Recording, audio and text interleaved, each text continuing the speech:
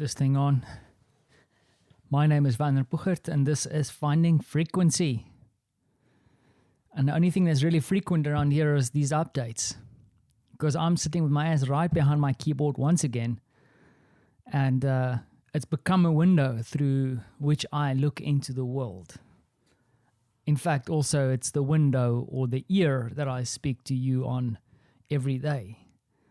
I don't necessarily have a problem with it. I kind of enjoy the little nest that I've created for myself, and the fact that there's a balance board next to me and a hot, steamy, I must admit, steamy cup of coffee next to me adds an element of comfort to this whole situation as well. The only thing that worries me a little bit is that it might be becoming a little bit too comfortable, because I'm getting into this rut, into this thing of doing what I'm doing every day. Now, luckily, I have clients who keep me busy, and they don't like to be in a rut. So every day there's some new challenge that I have to face, and then for some reason I tend to procrastinate at the beginning and then fire all cylinders, and this is kind of what I do, rinse and repeat. Adding a few extra elements to it, of course, as well, because yesterday I headed off to the post office, and I didn't mention when I got back home there was another parcel waiting for me, so this morning I had to go back again. That means that I got to fire up the old helmet, gloves, and I got back on my longboard. Rode all the way there, I rode all the way back without incident, I'm proud to report. Actually really having fun with this longboard, I must admit. I do find that I feel like there's a lot of things that I'm still uncomfortable with, that I'm not doing right.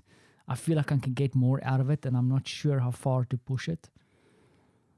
Once again, my own little boundaries are getting in the way of development.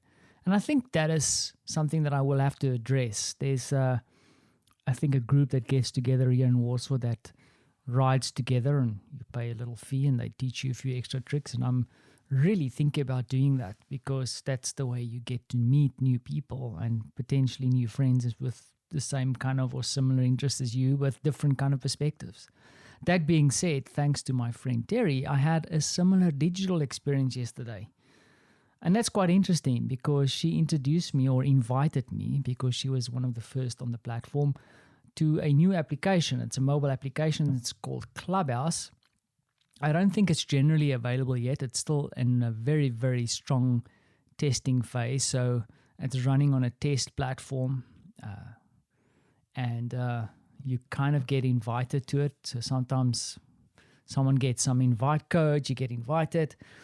But what is interesting about it is that the basic premise of this is that it's like these little mini virtual conversations. But I also want to say that it's like little mini virtual clubhouses. So you log into this application, and then you can see where there's little mini conversations happening, or get-togethers. And the premise is basically, I'm not doing a good job of explaining it, sorry, but you can join any of these conversations. The Afrikaans accent coming through there. But you can join any of these conversations as an audience member, and then the moderators of these conversations can invite you up. And it's your choice, of course, if you want to accept the invitation or not. And that's quite interesting, because there's all kinds of different conversations happening all over the place. And I think that is really important and interesting, because the one limitation I have with this podcast, and the thing that I crave, and by all means, a lot of people do reach out, and I really do appreciate when someone sends me a note, even if they disagree on what I'm saying, or they want to add value to that. Sometimes I can't answer all the email, but I like it when people reach out and say, Vanna, I like this idea, or did you think about this? That is conversation. Conversation doesn't necessarily have to be real time. But what Clubhouse offers you is conversation, and conversation in real time.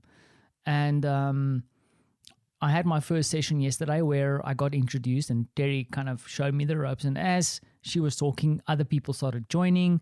Some people were just listening in. Some people joined the conversation, added value, invited me to other groups or other clubs that I could join.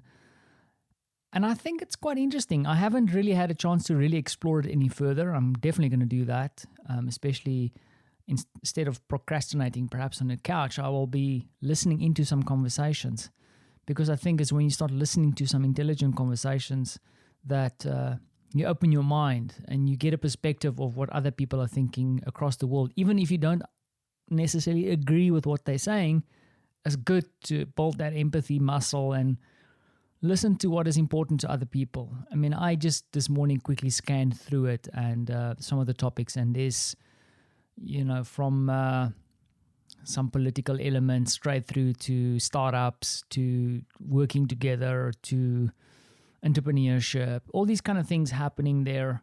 Of course, the question is also like, what is going to happen with this platform when it starts scaling and we have millions and millions of people? Are we going to have the right-wingers coming in? And I mean, that was a little bit of a joke, but, I felt a little bit nervous yesterday about making a joke or whatever because I didn't want to offend anybody. And I think that is right, because sometimes you say stupid things and you should really think about what you're saying before you're saying it, and you should be sensitive about what other people are hearing coming out of your mouth, because these days what comes out of your mouth and what I publish on a podcast will stay around for a very, very long time, even though it will only be a little grain of sugar in a huge pile of sweetness or sourness. But in my whole anecdotal digressiveness, I'm excited about finding out more and connecting with more people and having potentially more conversations, even though I think initially I was probably listening a lot. That's what I'm trying to do these days, is listen more than talk. I talk enough here. I kind of take up, I've already taken up 6.5 minutes of your time, just flapping lips. But yeah, excited about that.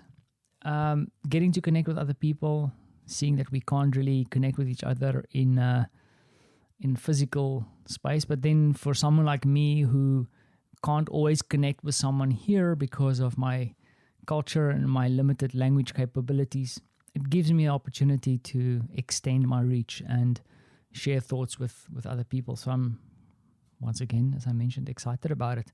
But I will continue flapping lips here because this is my platform. This is where I flap lips and feel all important about myself, sitting here in my little office. Because, I'm kind of like ruling the world from here. You just don't know it yet. Anyway, I'm talking absolute nonsense. I think it's the weird weather we're having that is fusing my brain into nonsense. And I know, because right at this moment, I'm sitting right here knowing that I have to do a certain task for my client.